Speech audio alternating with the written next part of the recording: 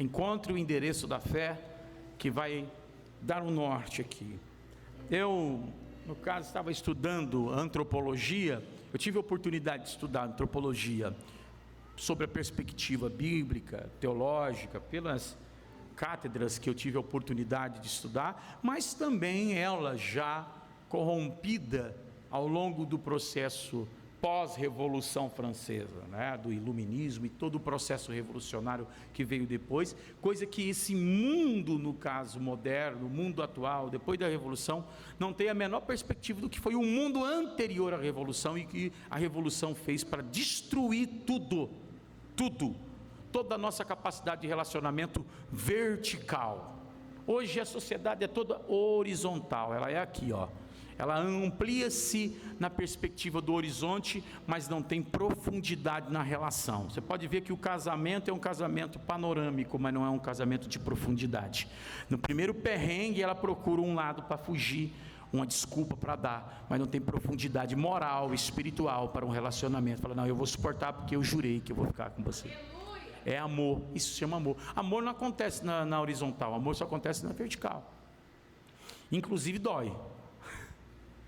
Amém? Quem já amou aqui? Levanta a mão. Quem ama, né? Quem ama. Então se prepare que o amor tudo suporta, o amor tudo crê. Tá bom? O amor. Os adolescentes aí vocês ainda estão em estágio de encantamento. Vai devagar, porque o amor é uma coisa doida. Tá? E o amor é como tijolos que vão sendo colocados numa construção que é difícil.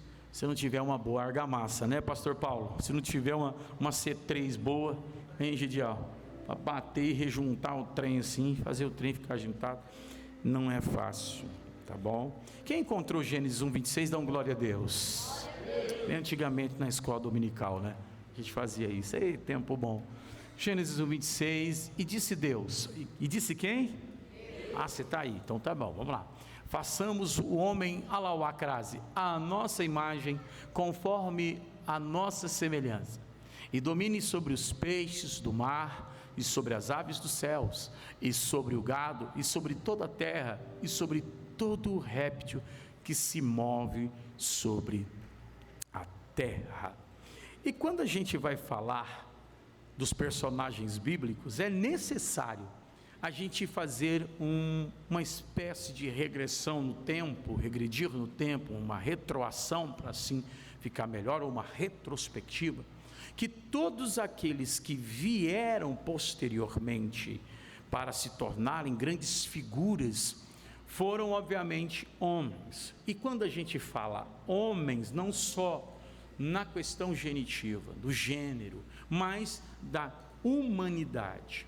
E quando a gente discute o plano humano num conjunto acadêmico hoje, a maioria das antropologias afirma que o homem é derivado de milhares e milhares de anos num processo evolutivo. Obviamente que ele era um ser inferior, que devido às variações climáticas, de certa forma, que surtiram efeitos, seja na terra ou fora, ou impactos, como há muitas teorias, esse ser que ora era informe, ou podemos aqui de forma jocosa até falar uma ameba, devido a essa ameba aquática, sofrer a mutação por conta do clima, secar o oceano, seja como muitos deduzem que um meteoro causou um cataclisma, né?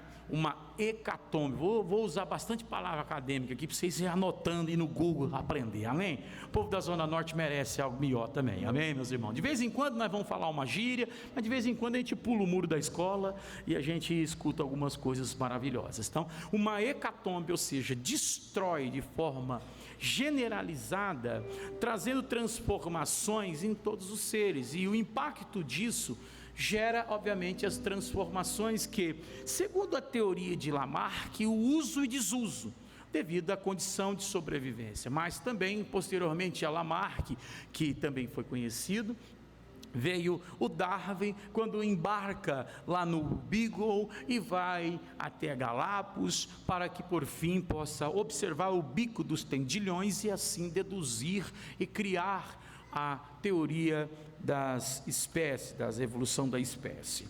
Claro, se a gente considera o homem uma ameba aquática, que devido à variação climática ele foi transformando, foi gerando perna, foi vivendo fora da água por um período de tempo, daqui a pouco ele sobe numa árvore, vira um animal, e daqui a pouco ele desce e começa a andar como um Ithriolopithecus, como é falado cientificamente, daqui a pouco ele se torna o Homo erectus, depois o Homo erectus, como é dito lá na escola, eu sei que vocês estudaram isso, você vê na revolução do Neolítico, Paleolítico, você está entendendo? Ele se torna o Homo habilis, que em latim significa o homem habilidoso, porque ele passa a confeccionar materiais de guerra, e ele sai daquela vida nômade, começa a habitar em comunidade, e aí se torna um Homo sapiens, que é o homem que pensa, o homem sábio, o homem que pensa. Você vê que no processo de bilhões de anos, ele foi evoluindo devido às variações, e ele foi crescendo, e a geografia,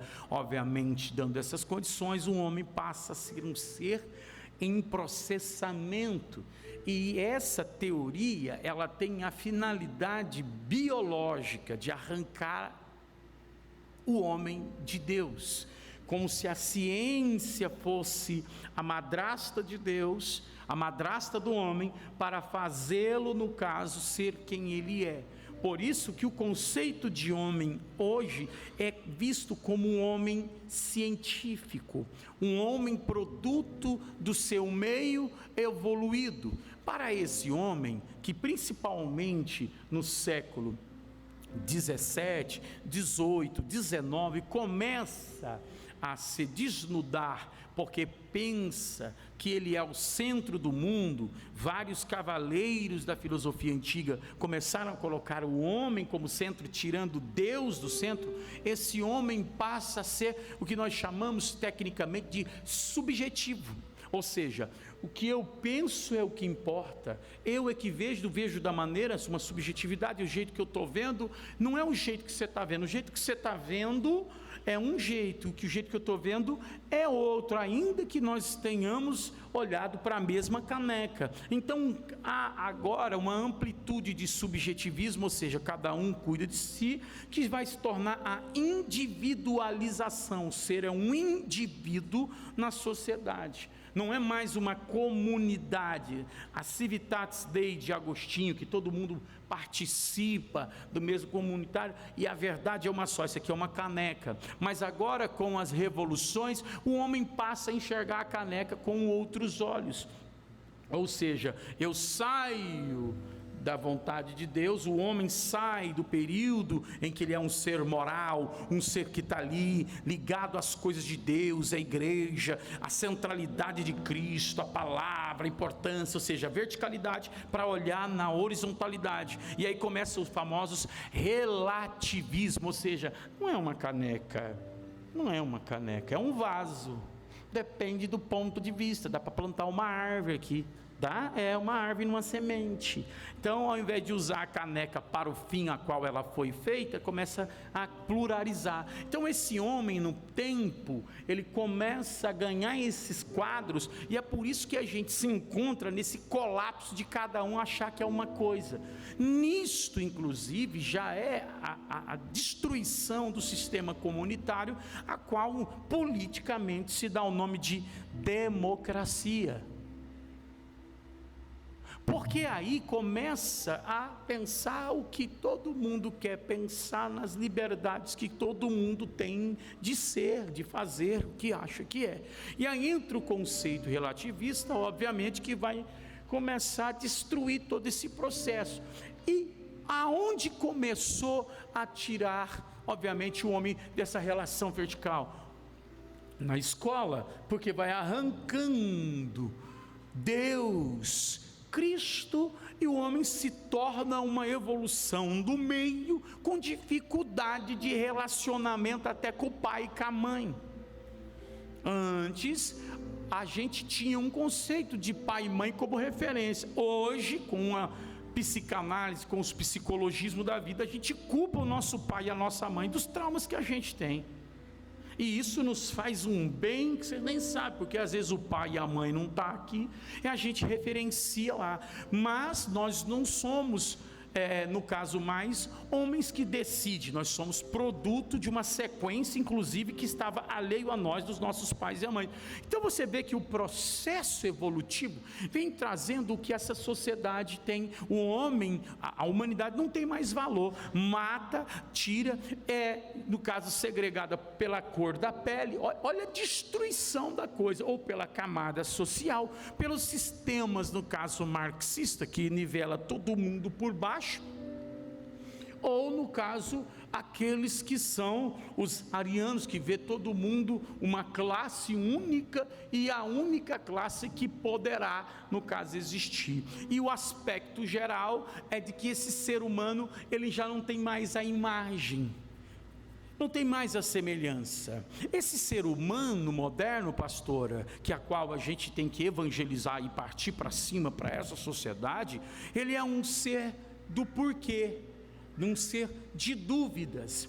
Por isso que a ciência, não digo ciência, eu falo isso com propriedade, porque sou estudante da mesa, estudei isso há anos, e por isso que eu me frustrei com essa dita ciência. A ciência psicológica é recente, é novinha, ela não é um postulado, senão uma antropologia antiga, né? Ela vê o ser humano como um conjunto de pulsões. A outra abordagem, como a de Skinner, ela é por conta do sistema latente e o contexto do mundo, ou seja, como um condicionamento de Pavlov, que é uma outra abordagem que a gente tem. E aí vem o Freud, o pai da psicanálise, e diz que você é o conjunto de pulsões do teu inconsciente. Você não sabe quem que você é. Aí você procura, senta e com vontade de conversar, e fica tentando encontrar o ponto causador da miséria psicológica que você vive, que nós vivemos. Mas mal sabe que esse sistema, ele quer nos deixar doentes justamente pelos interesses que existe de um mercado gigantesco que determina comportamento, modo, enfermidade, tudo isso. E assim o ser humano vai morrendo vazio de sentido. Por quê? Porque ele pensa o porquê da vida dele. Por que isso? E não sei se você já se pegou refletindo, por que eu sou assim? Por que eu nasci nessa família? Por que eu não consigo, que eu tento, não consigo? E aí, essa ideia faz com que você fique perturbado e transtornado ao ponto das Big Pharmas agora, e nas ciências que agora surgem novas para tratar essa crise do ser, que é chamada em filosofia de crise ontológica. Crise do ser é isso, você não sabe o que você é. Eles começam então a trabalhar os hormônios para que assim seja feito o quê? O controle desse ser. Então, eles estão agora inventando, criando as Big Pharmas, criando medicações para que assim possa atuar no GABA e trazer tranquilidade. O diazepam que vai começando a desligar, porque a gente vive uma crise de ansiedade com o aspecto de não saber quem se é, ora não entendendo o seu passado e achando que é reflexo disso, e numa ansiedade de não ter o controle do futuro. Então fica aquela coisa, pessoas estressadas, porque hoje o pastor Paulo colocou a reflexão dele do devocional, falando que nós já estamos na quinta-feira e que olha só como passou rápido. Obviamente, ele até chega a sugerir a ideia de que há um movimento, ou seja, há uma hiperatividade do ser humano. Ou seja, você é um ser humano hiperativo. As atividades que você faz estão te matando. O cansaço que está sendo gerado, o trabalho excessivo na busca de atender um quadro, uma linha, um status, acaba tirando você da sua humanidade. Aí o teu corpo físico, que é uma máquina extraordinária, integrado numa realidade para uma finalidade, para ter um para quê, o teu corpo é um para quê, não um porquê. Um para quê, ele não aguenta e a crise arrebenta com a tua capacidade, vai modelando a tua personalidade, você entra no modo automático, já não sabe se está amanhecendo, se está de dia, se está chegando, se não está indo, fica uma pessoa insensível, e a insensibilidade na alma, a alma que inclusive deriva do grego psique, ou psique, tá? Que é um modo científico de chamar a tua alma. A gente, como teólogo, chama de alma, Você é um conjunto de emoção, de vontade e de intelecto, pronto, tá? Então, ela afeta a tua psique, você entra no automático, fica insensível, é onde gera os cânceres. Eu posso garantir para você, por pesquisas científicas, que boa parte das enfermidades hoje são sintomas chamados de psicossomáticos, ou seja, a tua alma entristecida faz o teu corpo adoecer, e o prospecto disso é justamente, um subproduto disso, é que as grandes marcas de remédios, os grandes remédios, como o Rivotril, são os remédios mais vendidos no mundo. Se não no Brasil, as redes de ansiolítico são trilionárias por conta de seres humanos que estão doentes, porque eles perderam o sentido da vida, vivem num panorama, estão depressivos, enfermos, estão desconfiados, eles vivem o que o Graça Aranha chamava num certo movimento lá atrás de medo metafísico, ou seja, ele tem um medo de ser o que ele sempre sonhou, ele tem um medo de correr, aí ele olha para as condições que já são totalmente dominadas no Brasil. Por exemplo, o custo do Brasil é caríssimo, e eles sentem esse medo de querer entrar, eles acham que vai ser impossível estudar, não querem. Inclusive o sistema educacional é um dos mais precários do mundo, sempre estamos no último lugar. Então eles entram numa onda de hipnose, quase de zumbi, se tornando pessoas que conduzem a vida por compromissos de trabalho, coisa ou entretenimento, e buscam prazer de forma rápida, como eu disse no feed, em vídeos curtos chamados shorts, né? É assim que chama, shorts, né? Aqueles vídeos curtos no YouTube, ou ouvindo a palavra da mamãe, o bom dia da mamãe na velocidade 2 do WhatsApp, porque não quer mais nem ouvir a mãe. Não visita a mãe, não visita o pai, quiçá os avós, porque não gosta de coisa velha, está esperando, no caso, querer trocar o celular.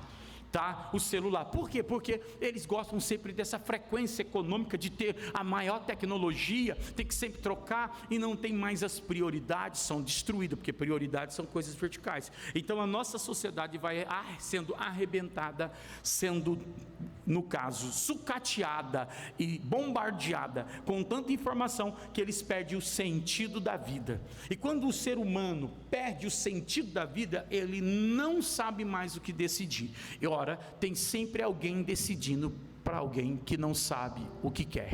Sempre terá alguém fazendo com que o teu caminho seja condicionado a isso. Então o ser humano moderno é essa perspectiva, é taxado como alguém de uma classe, pela cor da pele, por movimentos ideológicos, por políticas que estão aí cada vez mais distintas, e o fim é, esse ser humano não tem mais Deus como centro. Por quê? Porque se ele tiver que trocar um culto de Santa Ceia por uma festa, ele vai fazer isso, porque ele não está mais na profundidade, ele está na horizontalidade, porque ele está na busca do prazer. Entenda, vou falar algo aqui chocante para vocês, pode ser? Vocês estão aí? É porque eu dei uma volta, falei de algumas coisas que vocês não estão acostumados, porque a mídia não vai dar, a internet não vai dar, vocês ficam assistindo aqueles canal de meme, aí vocês ficam viciados em dar risada curta. Eu gosto de meme também, tem umas coisas, brasileiro é a coisa mais engraçada que tem, é o Brasil, principalmente ali no Nordeste, parece que é uma fábrica de gente engraçada. Eu gosto, mas a gente precisa também ouvir coisas profundas, amém? E o que acontece? Com essa busca de prazer a curto prazo, a gente tem uma indústria pornográfica que está arrebentando com a família, com a masculinidade, com a feminilidade da mulher.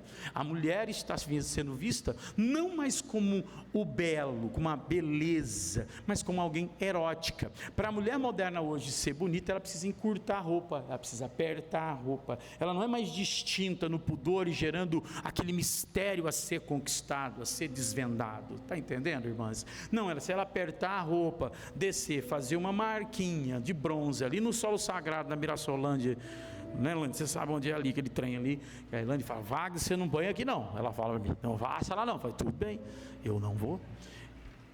Aí o que acontece? Se não tiver essa marquinha, não tiver essa prospecção de ser sensual, ela não consegue se ver como alguém bonita.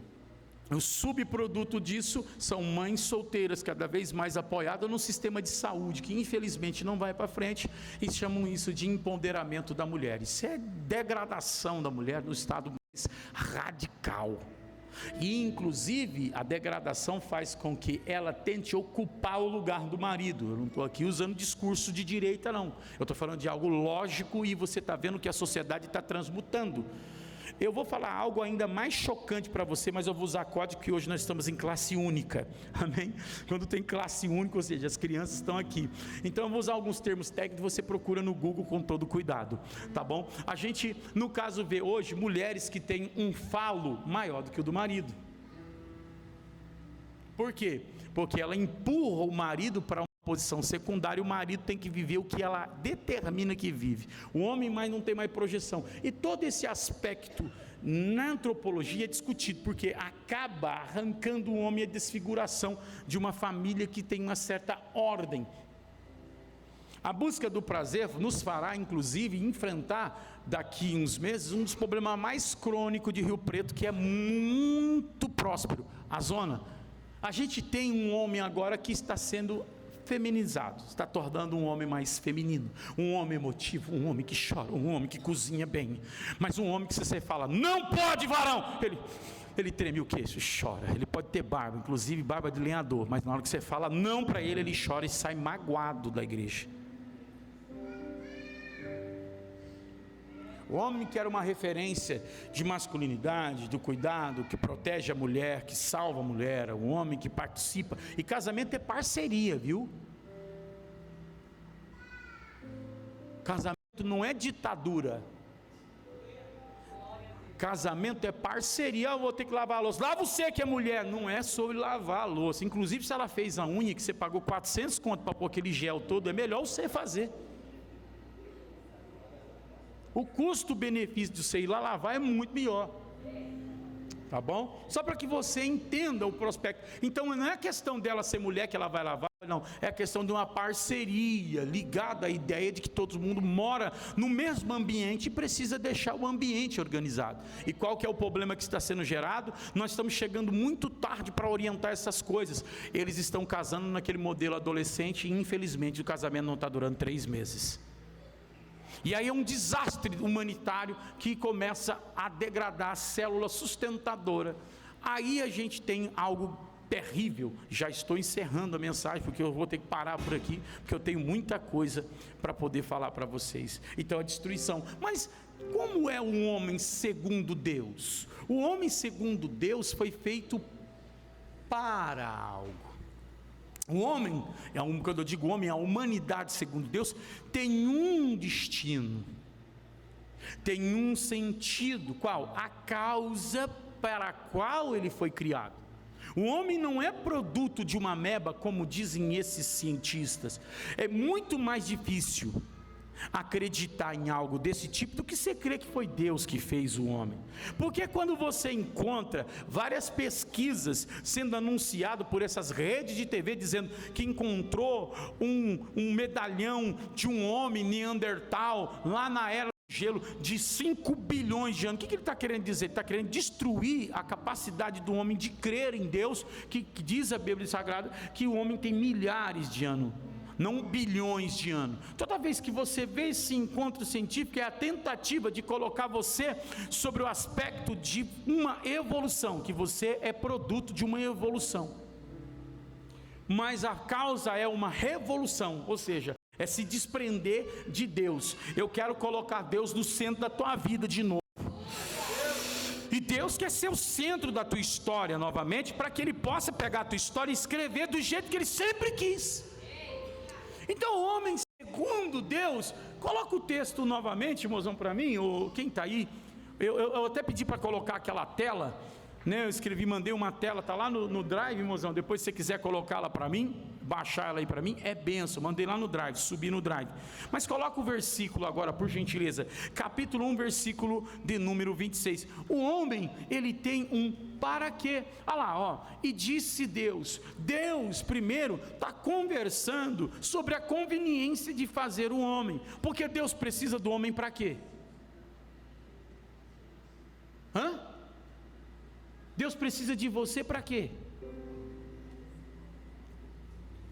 Para nada. Ele é Deus. Ele pode fazer, vou fazer, acabou, vou lá e faço, pá. Mas ele conversa, já mostrando que o homem é diálogo, é comunicação. O homem que vai ser feito é um homem que vai comunicar o interesse daquele que é criador. Você não comunica só o que você quer, você comunica o que Deus quer. Você entende que quando é deslocado por esse pensamento filosófico, pelo pensamento revolucionário, pelo pensamento da ideologia, o homem se torna objeto de uma ideologia, de uma visão. Ele é relativo, mas quando Deus entra na parada, você vê que ele é Senhor. Aí esse ser humano, ele é vertical, ele é de profundidade. A tua vida começa a sair do rasinho das suas perguntinhas do quarto escuro, do que não deu certo, da porta, daquilo que o teu pai infelizmente não foi homem para fazer com você, te bateu, te espancou, te estrupou, fez alguma coisa. Você decidiu, você não ficou negociando com o trauma, você pegou o trauma e fez um para quê da tua vida. Falou assim: não, eu não posso morrer nesse trauma pela a situação desse crápula, com todo respeito, e ele não pode, eu não posso ser o resto dos outros. Eu sou criação daquele que me fez, e muito embora eu tenha passado o que eu passei, eu decidi viver o propósito na minha vida. É mais difícil, mais fácil é se vitimizar. Cutuca o irmão que está do teu lado. Até quando nós vamos ser vítima da nossa própria história? Ora, quando eu digo isso, o texto que está lá, o texto de Gênesis, olha que bonito que ficou esse hebraicão, mozão do céu aí, não é por nada não, mas o hebraico é lindo. Olha lá, ele diz: façamos. O homem é relacionamento. Deus, ele tem uma opinião negativa sobre a tua solidão. Deus não fez você para viver só. Ora, e o estado de solidão não é que ele fez você para ser uma pessoa erótica. A crise, a queda, o pecado que fez isso conosco, de enxergar sempre a possibilidade de se satisfazer eroticamente. Mas Deus não ama isso. Deus, ele não fez um homem para dar um casamento para ele. Isso é chocante. Era para você falar: uau, as igrejas de parede preta faz isso. Mas por que ele não fez você para ter um casamento? Não, ele fez você para ter uma família. Ele fez você para que você tenha noção de destino. O destino do homem não é habitar só, mas em família. Porque olha lá, ele está conversando, está anunciando que esse homem é diálogo, esse homem é comunitário, esse homem torna comum, é um homem de profundidade, é um homem que não foge da conversa, é uma mulher que não foge das questões, ele dialoga consigo mesmo. Eu tenho plena certeza que se você ficar sozinho na tua casa, você tem medo do escuro. Porque você não tem medo disso, você tem medo de conversar com você mesmo e os seus traumas começar a aparecer como gárgulas, como monstros, e dizer para você quem é você, e o diabo tomar ocasião e falar assim: por que você está fazendo essa gracinha toda? Por que você se mata? Você tem vontade às vezes, mas isso hoje está repreendido, porque ao invés de você ser produto do resto dos outros, daquilo que fizeram com você, você vai assumir o controle da situação, você vai pegar a tua vida como um ser humano que foi chamado por Deus e vai começar a determinar: eu viverei o destino que Deus preparou, eu viverei o que Deus fez. Eu não sou aquilo que fizeram de mim, eu sou aquilo que decidi fazer com aquilo que fizeram de mim. Eu estou no controle.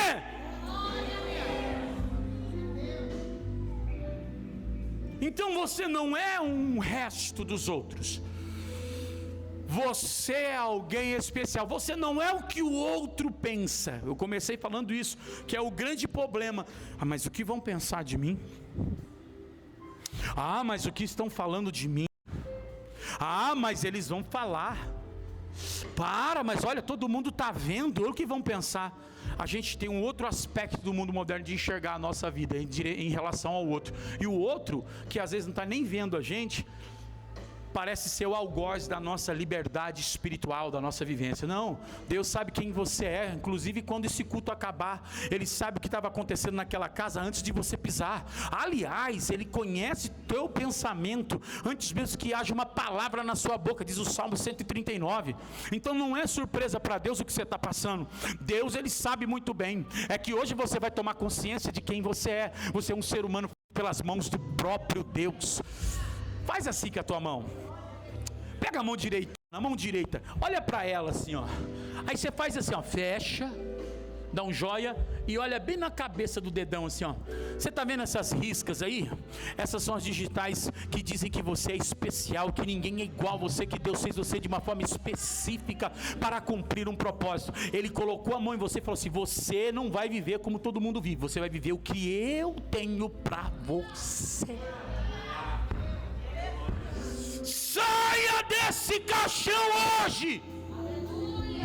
Abra a tampa. Não, sabe por que está tendo velório da tua história? Porque vocês não levantou desse caixão. Porque na hora que você levantar daí, o velório vai transformar num susto na muita gente. Ele foi num culto de quinta-feira, numa série bíblica, e ele não é mais produto das revoluções, das ideologias. Descobriu que é alguém amado por Deus e que tem as digitais do Pai.